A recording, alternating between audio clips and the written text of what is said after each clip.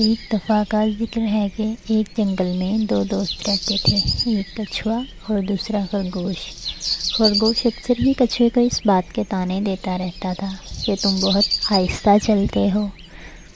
ایک دن کچھوے کو غصہ آ گیا اور اس نے کہا کہ اگر تمہیں اپنی دوڑ پر اتنا ہی ناز ہے تو آؤ دونوں مل کر دوڑ لگاتے ہیں، جو سب سے پہلے دریا کے اس پار جائے گا وہ جیت جائے گا۔ خرگوش نے خوشی خوشی ہاں کر دی۔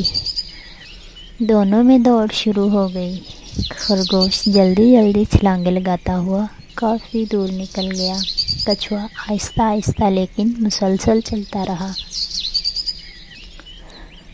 جب خرگوش کافی آگے نکل گیا تو اس نے پیچھے مڑ کر دیکھا، اسے کچھوا کہیں نظر نہ آیا، تو اس نے سوچا کہ چلو کچھ دیر آرام ہی کر لیا جائے۔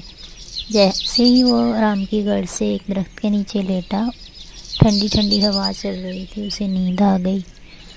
کچھوا آہستہ آہستہ لیکن مسلسل چلتا رہا۔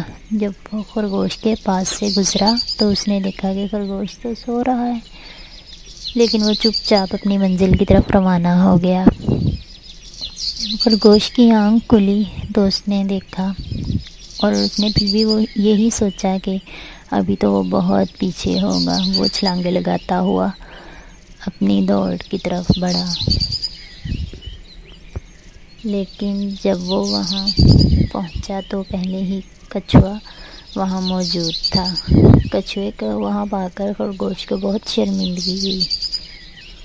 نتیجہ غرور کا سر نیچا ہوتا ہے۔